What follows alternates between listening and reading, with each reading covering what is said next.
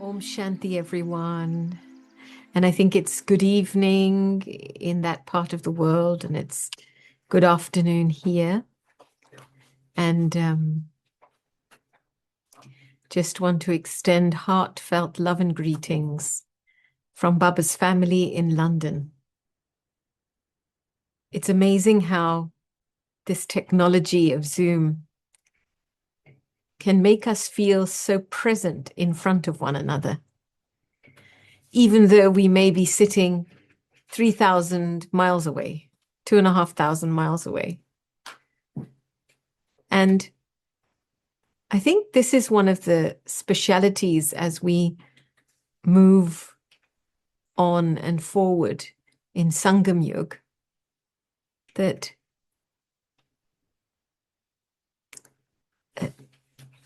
sorry, someone's, leave it. It's okay. I think this is one of the specialities in Sangam Yuga, that as we advance towards Satyug, what we're seeing is a refinement in communication, facilities, a refinement in our ability to be present with each other. You know, when you're texting someone on the other side of the world, it can feel like you're with them, even though they're sitting on the other side of the world. So, in the same way, as things become more virtual and they're becoming more subtle, I feel as though in our connection with Baba, things have to become more subtle. And one of the things that I've always, how do you say, maybe not appreciated, but held in my Brahmin life, is that I have to stay present in front of Baba. Whatever I am, however I am, I just have to stay present in front of him. And I think that aspect has taken me through many, many, many tests and storms. That Baba has accepted me as I am. And whenever I stand in front of Baba, as I am, in whatever condition I am, I accept that blessing from Baba. And in that process, I can accept myself. Today's topic is stable mind, powerful yoga. And when I was first taught yoga, it was with the understanding that in order to become a yogi, you have to look after your mind. You have to give it love, and you have to give it law, discipline. And it's like a child. And so just as you nurture a child, you have to nurture and discipline the mind. And I remember one of the daddies, Manor Daddy, giving me an exercise to do. And it was to ask myself 4 questions and start an internal dialogue. And to repeat those questions in 3 cycles without my mind wandering off. And if my mind wandered off, then I had to go back to question 1 and I had to start again. But I couldn't get up until I'd completed 3 rounds of these 4 questions. Now, I remember it was in Madhuban many years ago, and going to Baba's room in Pandav Bhavan, 10 o'clock in the morning. And the 4 questions were, who am I? Who do I belong to? Where do I come from? And why am I here? And I remember going into Baba's room at 10 o'clock. And I started the dialogue in my mind. Who am I? And I didn't have to intellectually answer it, but I could feel the soul pulling me inside. And then I remember an old Mataji walked into the room and she sat right in front of me and Baba. And then my question changed from who am I to who is she? You know, the whole room is empty and she has to sit right in front of me and Baba. So I got up, I sat to the side, and I started the dialogue again. Who am I? Who do I belong to? Where do I come from? And then a truck went by, its horn beeping. So again, my attention distracted. What's that? And then as I looked at the clock, 15 minutes had passed. And I thought, but I have to give my homework in 1 hour.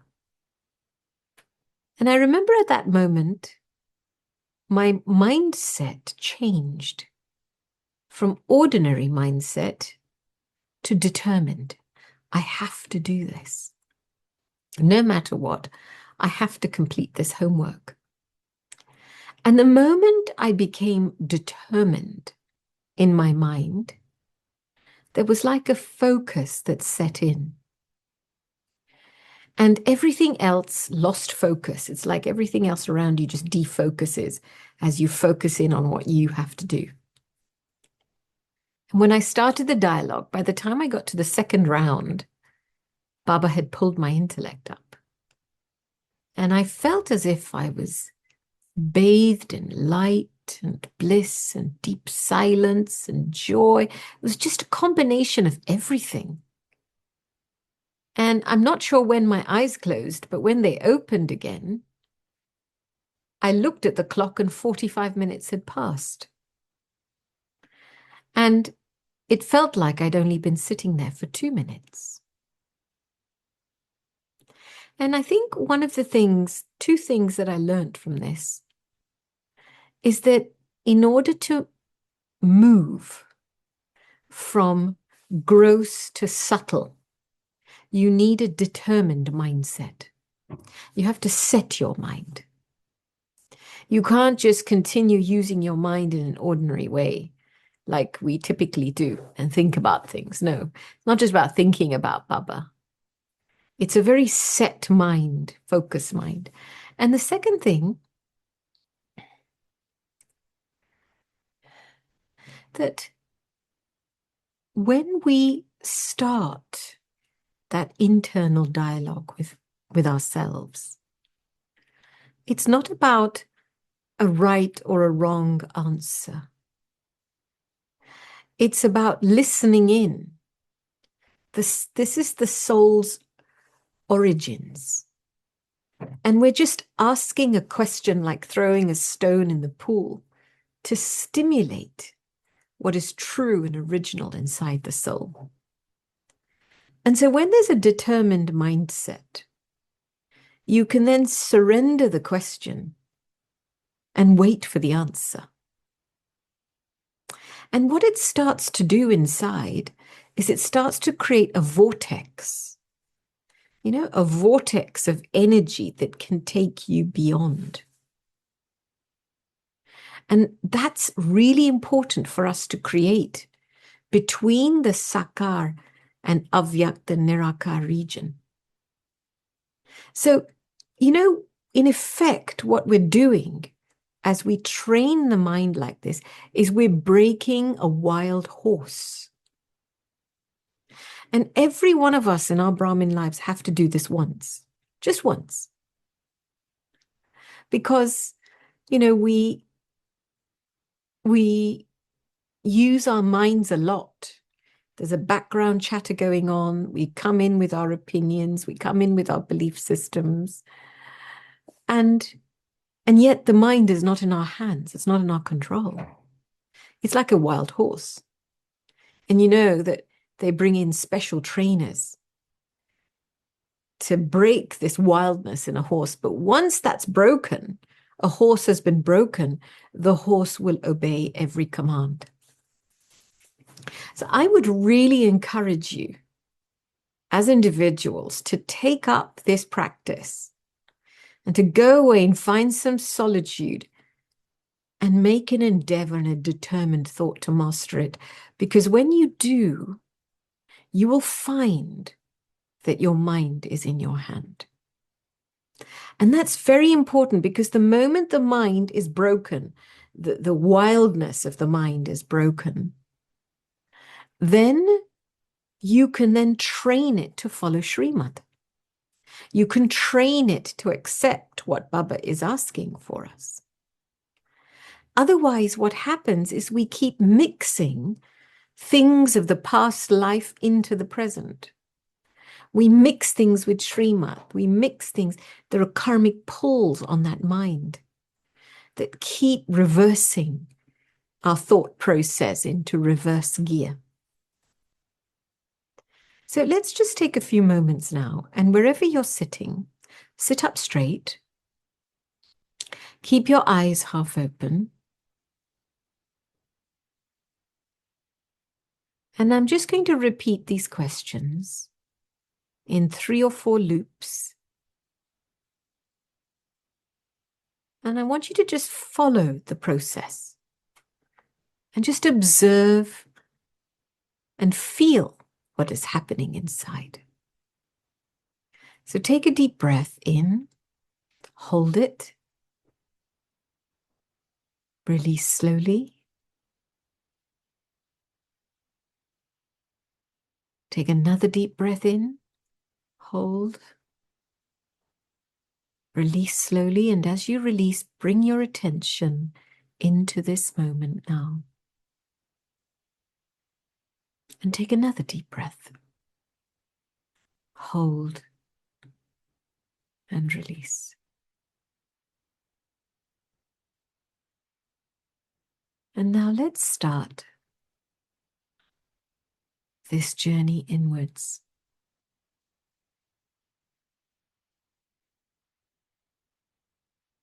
By asking ourselves, who am I?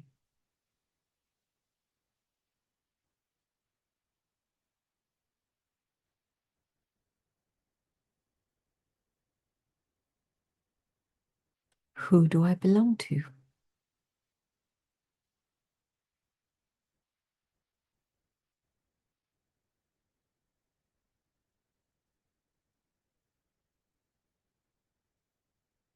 Where do I come from?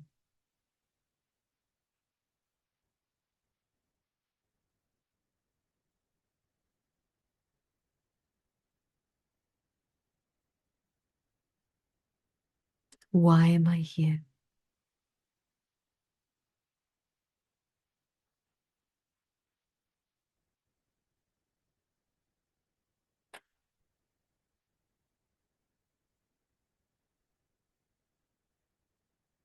Who am I?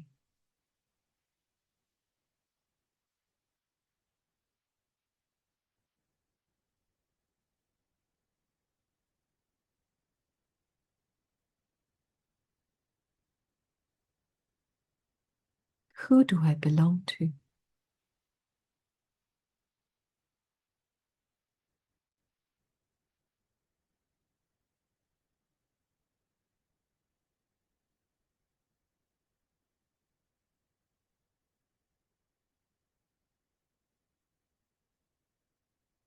Where do I come from?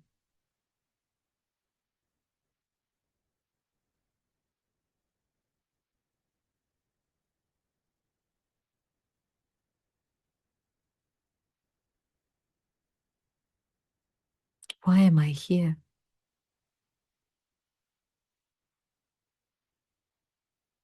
Now let yourself go deep. Who am I?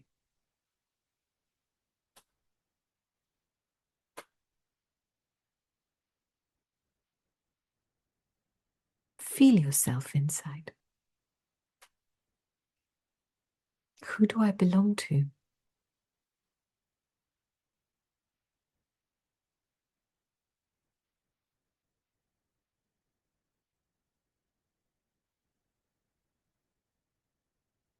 Where do I come from?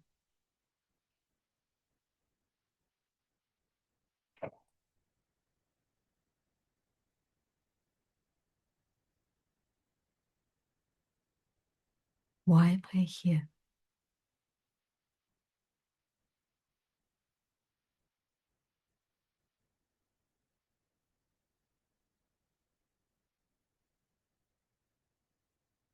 Who am I?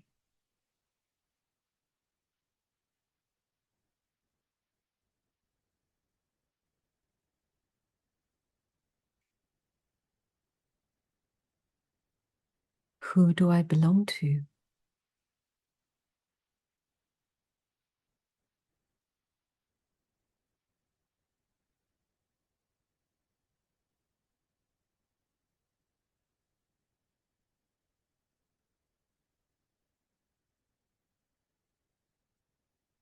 Where do I come from?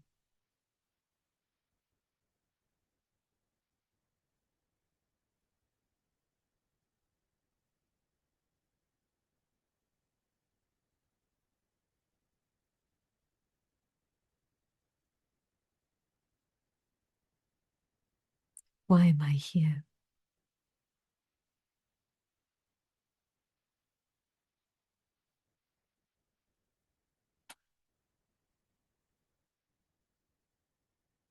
Om Shanti.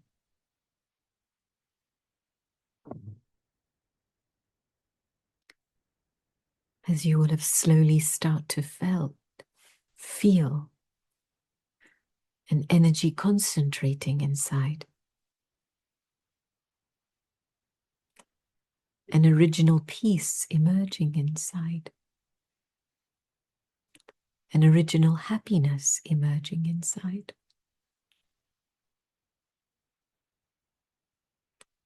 And I would recommend you take yourself away from an hour and just drill a hole into the subtle regions with this practice. Because once you create this vortex, then it's very easy to draw subtle energy and power. It's very easy to stay above, to recharge your battery, the battery of the soul. So the first step in mental stability is cracking this wild horse with a practice. And once that happens, then, it's like the horse, the mind is connected to the senses. So that's why it's a horse. The horse will obey its master, the soul. And that's a very important relationship to put into place first. Because we can't sustain staying in front of Baba with pulls and too many thoughts. We have to step into that seat of mastery. Because to face Baba and to stay in front of Baba means that I have to face myself. And sometimes the other aspect is that within the soul, there is the mind, there is the intellect, and there is the sanskars, the aspect of the subconscious mind in which our sanskars and memory track are alive. And many times, our memory track, which we call the chit, has been polluted with a lot of Rajopradhan, Tamopradhan memories. In fact, the chit is actually, they say of Baba, Sat, Chit, Anand. So they say this of Baba because the chit is absolutely, in pure terms, the pure heart of the soul, pure awareness. But then from the Copper Age onwards, when we fall into body consciousness and we lose our sovereignty, the chit gets downgraded to a memory track in which impressions and memories are held. And those memories, of course, are created from our actions. And the basis of those actions are sanskars. So memory and sanskars have a deep connection. And one of the things in our Brahmin life is to become, it's very important to become innocent. Because when you're standing in front of Bholanath Baba, the innocent Lord, Baba doesn't remember your past when he gives drishti to you. Baba sees you in that moment, what you are.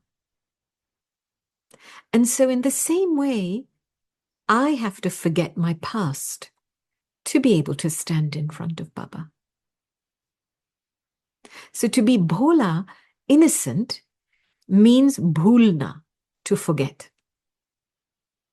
Forget things of my past, mistakes, forget the mistakes of others. Because however much I remember and I keep revising in my chit, that is background noise. That doesn't allow me to be fully present in front of Baba. It's like a veil. A curtain comes in between me and Baba. Because the light is shining. Baba is the sun. And those light, the sakash, the power is a consistent, is constantly being emitted. But I'm the one standing in the shadows. Maybe my mind is being pulled by some desires. Desires, when I'm indulging in a desire, it's like I'm standing in a shadow. Or I've drawn the curtain. I'm hiding something from Baba. I'm hiding something from myself. There's something I don't want to admit about myself. Very important, really, to go very deep, because honesty is the basis for staying open to the light of the sun. Now, what is it that I have to make peace with myself inside? What is it that I have to let go? And what is it that I have to face? And I think you can only stand in front of Baba when you have completely and fully owned your state of self. Now, that means nobody is to blame for anything. I was sharing the other day, we were having this discussion with Mohini Didi and Jayanti Didi that somebody had talked about feeling excluded and rejected. And so whilst they were, compensating with Baba's Gyan, that feeling, though, hadn't changed of being excluded and rejected. And when I asked myself about how I've been able to transform these feelings, I realized that the soul has to go through a process where these feelings arise.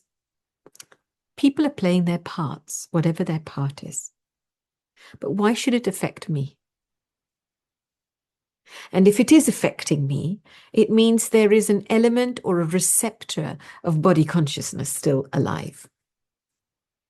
And I am receiving, I am resonating with what is being done to me because it is a sanskara I have inside.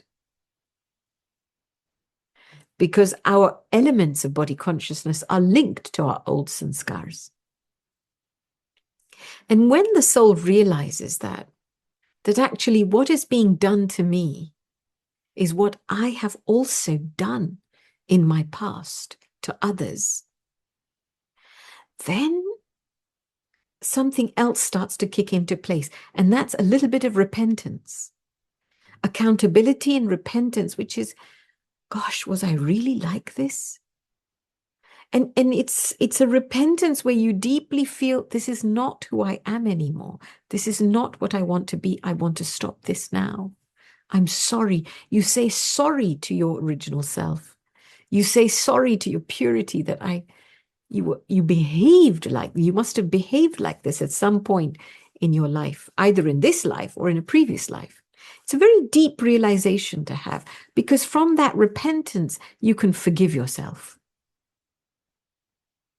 So when you close this loop, you get triggered, you have a reaction, you realize the reaction, the seed of that reaction is some samskara inside.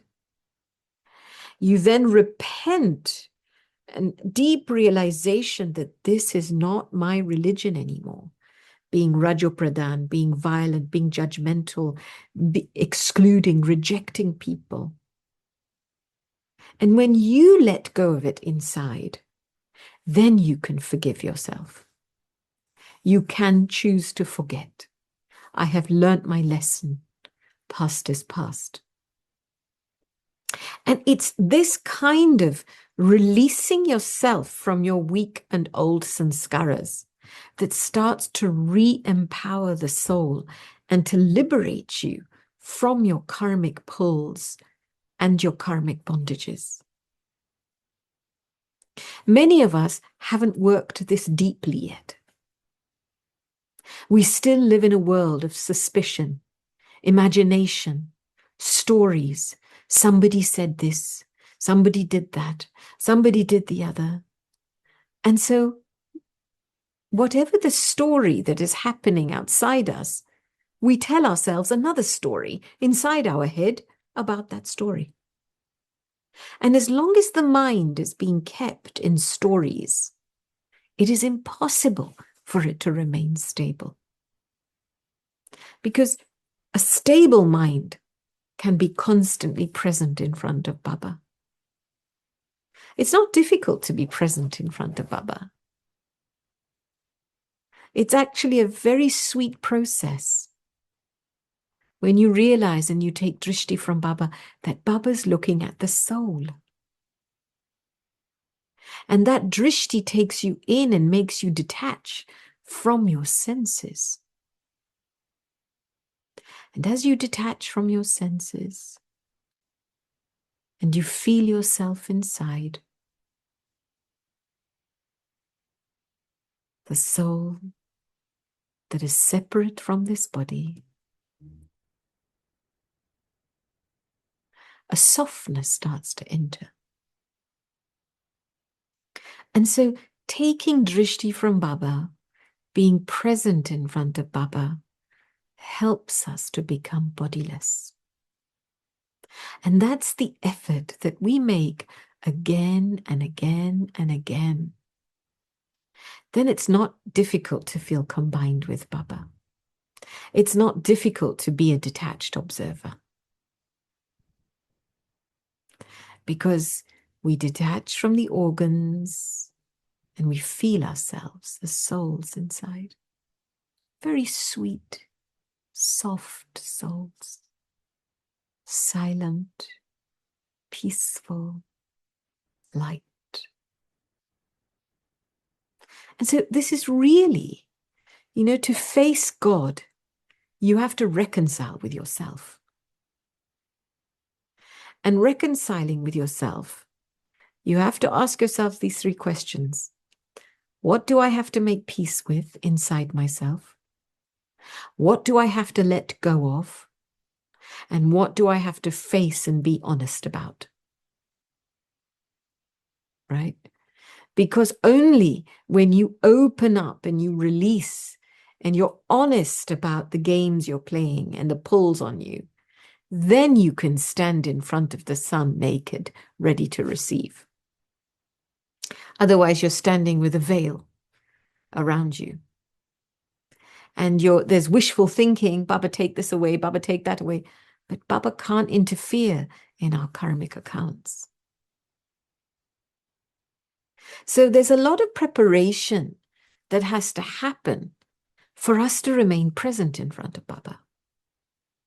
Now, sometimes, as adults, we create memories.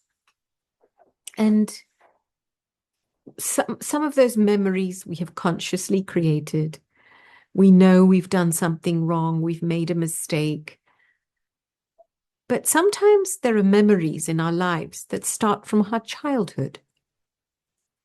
And maybe things have been done to us in our childhood that we didn't have control over. Circumstances happened, and it created a memory, an imprint in us. Maybe we were separated from our parents. And so in that moment, a bit of a trauma, a shock got left in the soul.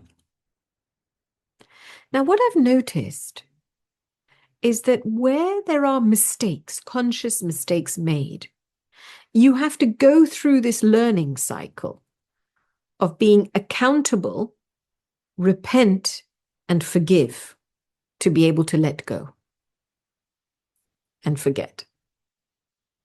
But when there's a memory from childhood, I would say even before 3 years, that you had no control over, it's a little bit like a wound in your chit, right? So one is a stain, a memory that's like a stain, where you knew what was true, but you went against the truth. So you've got to clean that stain by making yourself accountable, repenting, forgiving, and letting go, forgetting. But when there's a wound, this requires healing. And for me, the only thing that brings healing is to know that my mother and father are with me. Baba, in the form of mum and dad, are present in front of me. And in whatever way, you just have to be present with Baba. Because when there are wounds, you can't own a wound. You just have to let it heal. And sometimes it hurts. Sometimes there's pain. But in that moment, you just have to stand in front of the surgeon, the parent, and just have that faith this wound is healing, and let Baba's Sakash reach it. So you don't need to analyze it. You don't need to tell yourself a story about your past, a story about why it has happened, what happened. The story isn't important now. What is important is healing. And for healing, you just have to stand in front of Baba. As it is, whatever it is. And you know, when there is a wound, like when you've been cut, and I've been cut and I had stitches, even for the stitches to heal, it pinches from time to time, it hurts from time to time, but eventually it gets to a place where it stops hurting. And then when the wound heals, the skin heals, and eventually you can't even tell there was anything there. So I think we need to understand ourselves very, very deeply. Because, you know, the deeper you understand yourself, you will understand Baba. The deeper you understand Baba, then you'll understand yourself. Who is Baba? And you know, sometimes in our Brahmin life, we have made many things priority above Baba. Perhaps our family, our Lokik family, is a priority, slightly greater than Baba. Perhaps our Lokik job is a priority, slightly greater than Baba. Perhaps my body is a priority, slightly greater than Baba. Right? So you have to be so honest with yourself. What is the thing that comes between me and Baba at a very subtle level? Because it's that thing that I have to surpass. And that it doesn't matter what is in my life, it always has to feel secondary to Baba. Baba is first. So this is an aspect of a lot of honesty. Because when Baba is first, then what happens is no matter what you face, you go to Baba first. You'll be present in front of Baba. You'll have a moment. You will detach. You will be yourself. Then you will go to Baba and say, Baba, what next? Whatever is your priority, that will pull your mind first. That's why stability of mind means tasting Baba in all relationships, so that you create a sense of priority of Baba first, that it doesn't matter what happens. Baba is my mother first, my father first, my friend first, my husband first, my wife first, my child first, my grandchild first, my surgeon first.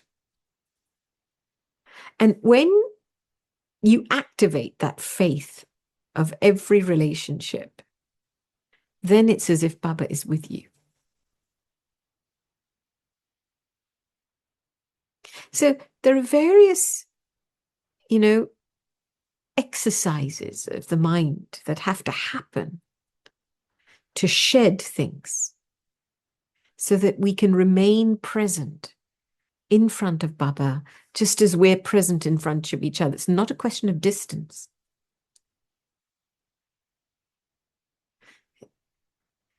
And, I to kind of just finish off with, because I know it's, 1:15 at the moment, but I remember when Baba's Murli about a month and a half ago talked about Nirakar Farishta, the incorporeal angel. And Baba was describing how you have to spend 10 minutes in that stage.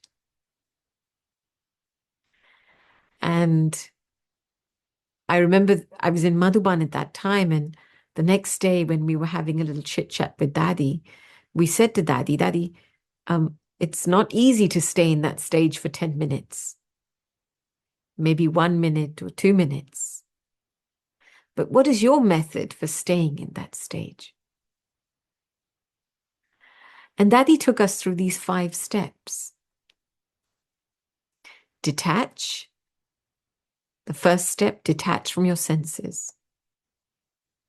The second step is feel yourself inside and feel the separateness and your uniqueness as a soul inside, separate from this body. In Hindi, it's called Nyara. Nyara doesn't just mean separate, but it means unique.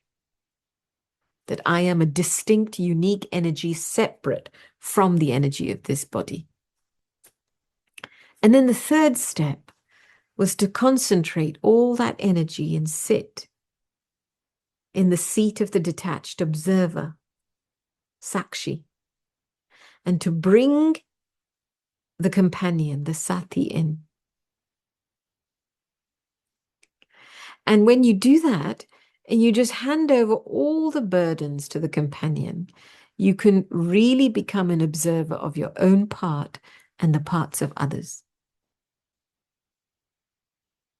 If you don't bring in the companion, you will take tension from every scene in the drama. So really just give the wheelchair of your intellect to Baba. Yeah, it's like to sit in a wheelchair. It was a very nice experience. I've had it once. You just let go. The wheelchair guy takes you everywhere. He takes the burden of when to get to the gate on time, takes your luggage. It's the same way Baba's come to carry our burdens. So just give it to Baba and remain an observer.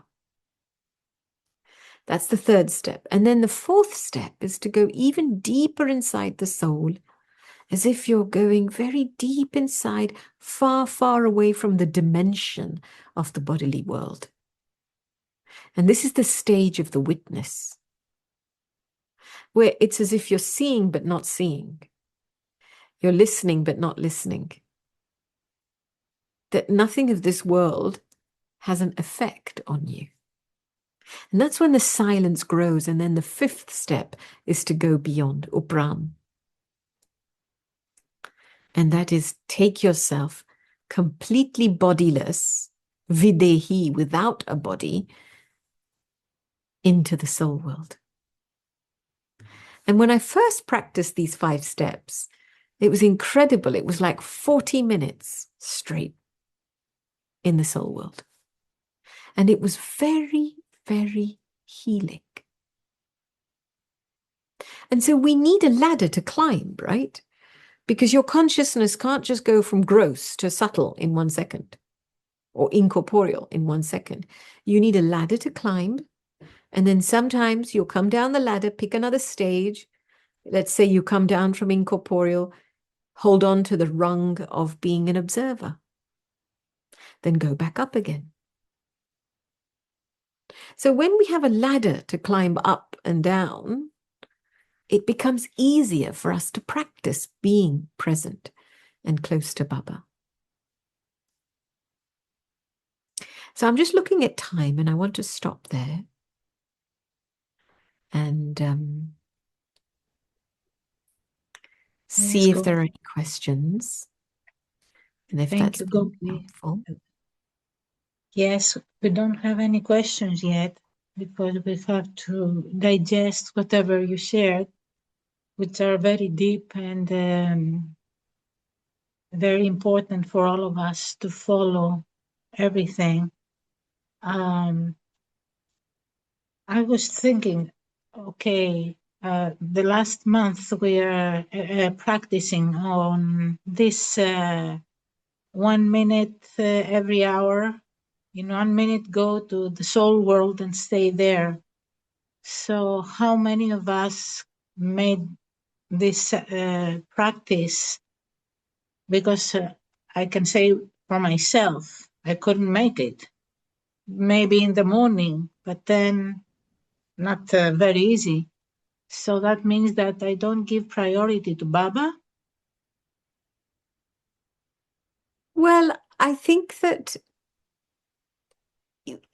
yes, I would say that it is an aspect of a lack of priority, because sometimes when you want to do something, you will find time to do it.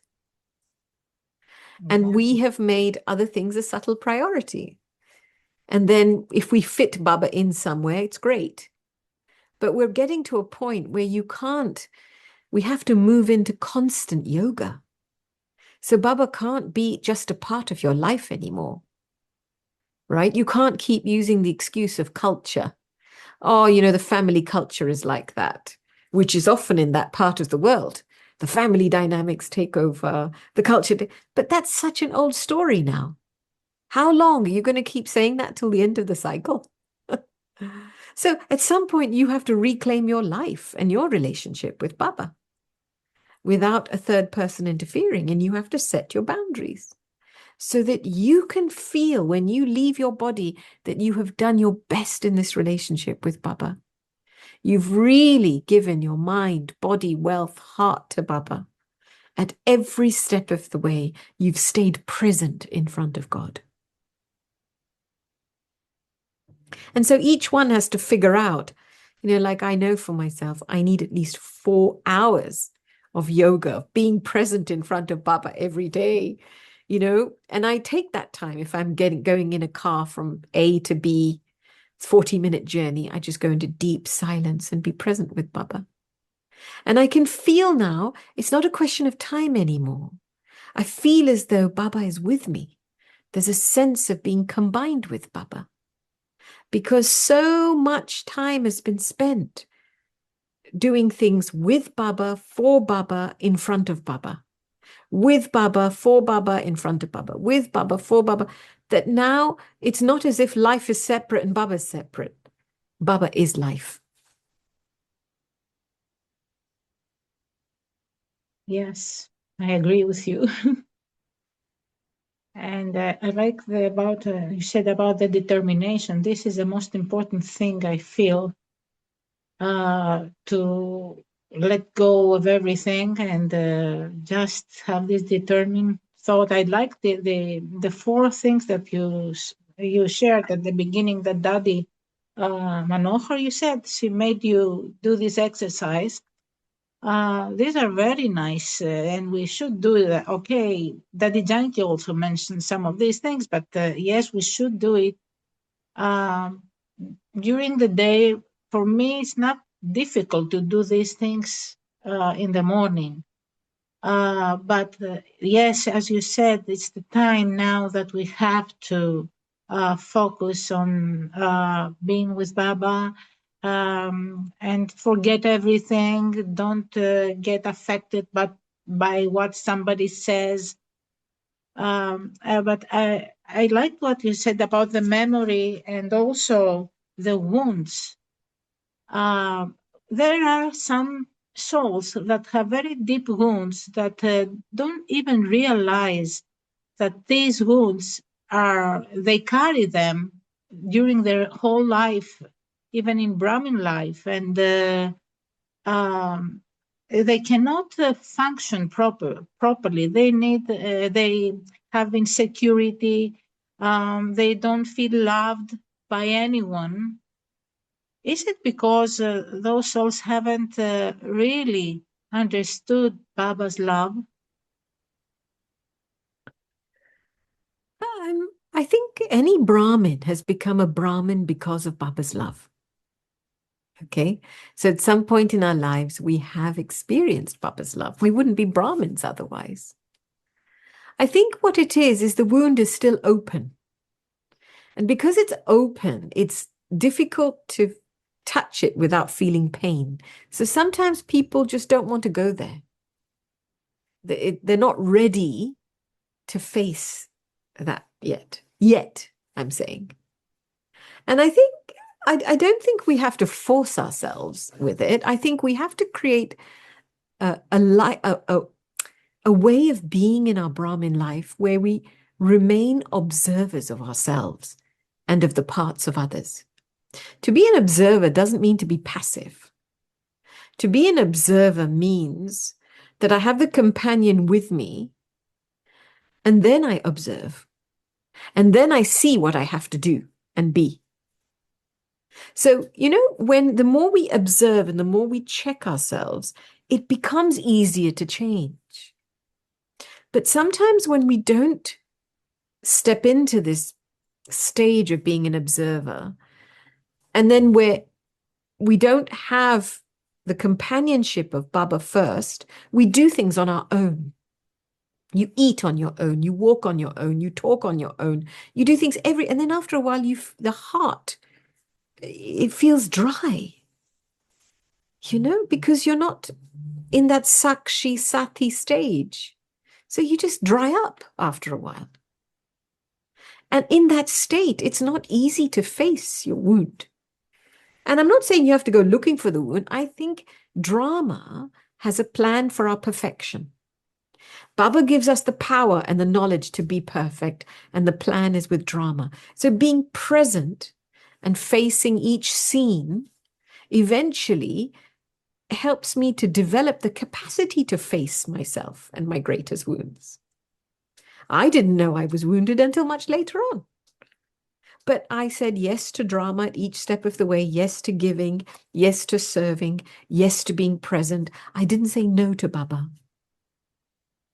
And I think saying yes to Baba has brought out all the specialities that have allowed me to then handle myself with compassion and grace eventually, to be able to let go and forget. So sometimes it's what you seek is what you have to give first. And drama helps you with that. It builds your sanskaras of being a deity, of being a giver, of being a generous, spiritual giving. And then eventually you've built enough capacity to then reform yourself, face yourself, and give to yourself again, which I think closes things. Yes, wonderful.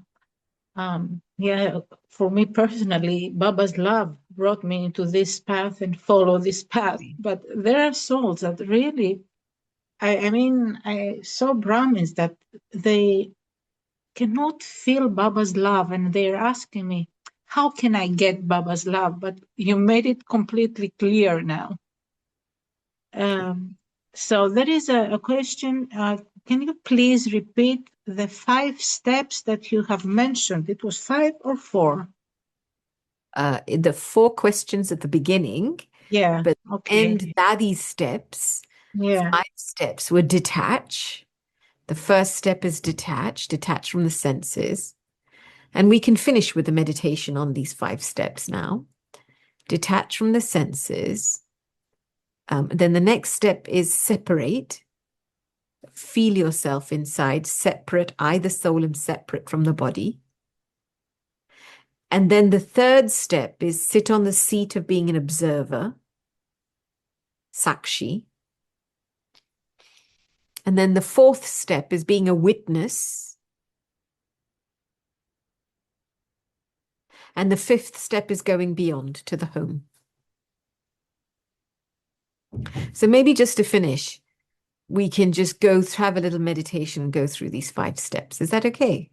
Yes, of course. Yeah, we would like that. Okay, so everybody sit up straight. And again, a very simple yukti to bring your mind into the present moment is breathing. When you take deep breaths, you can release things a lot from your mind, and the mind becomes soft and present again. So take a deep breath, hold, and as you release your breath, bring your attention into this moment now. Take another deep breath and hold.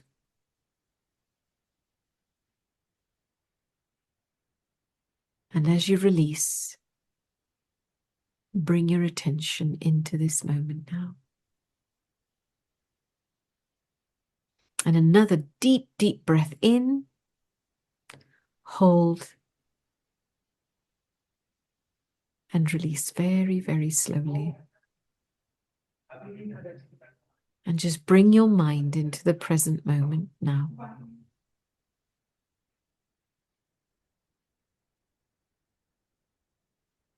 And just allow your breathing to settle into a gentle rhythm. And turn your attention inside.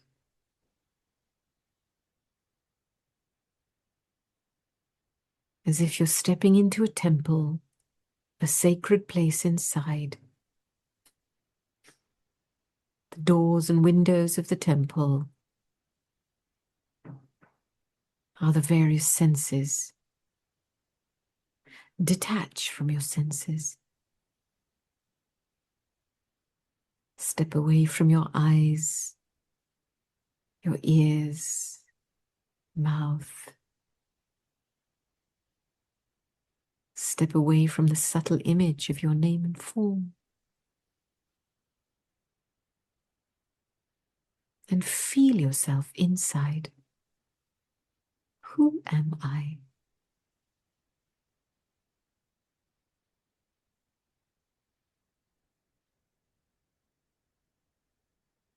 And I experience myself as a living being. A being that is so subtle and life-giving.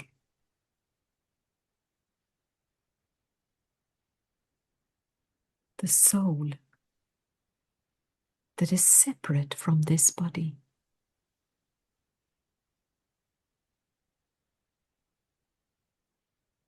And now I allow all this energy, my entire being, to concentrate behind these eyes in the center of the forehead. And I sit on the throne of the soul in the center of the forehead. And I invoke Baba as a companion next to me.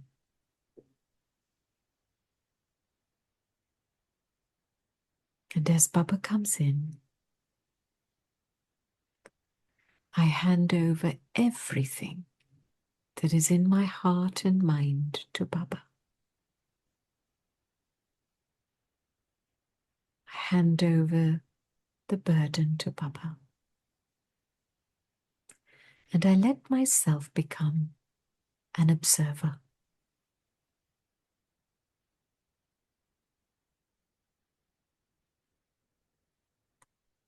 I observe my own part.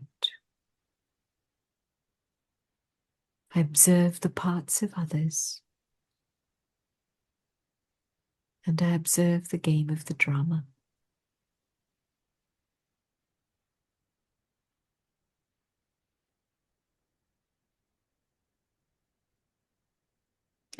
go even deeper inside.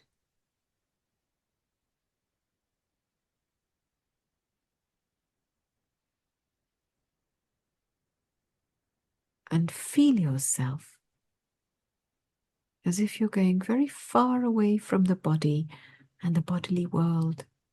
You're becoming a witness to everything.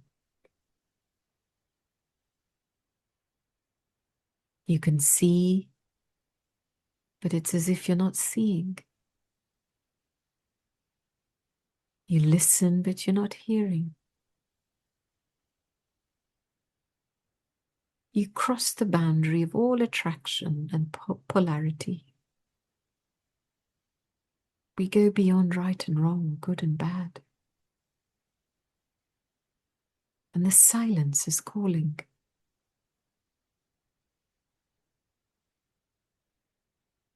And then, in 1 second, jump into your home. Become completely bodiless. And step into your home, the soul world. The sweet, silent home. I, the bodiless father, the bodiless soul with the bodiless father.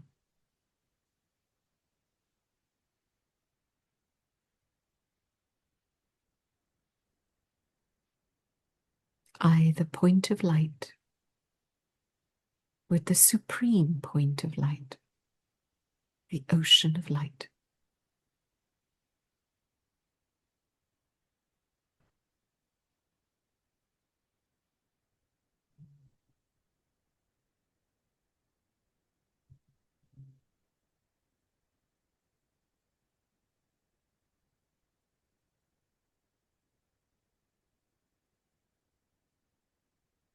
And now from this stage,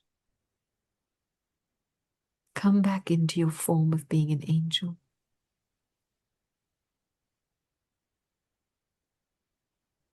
And allow Baba's Sakash to reach the world.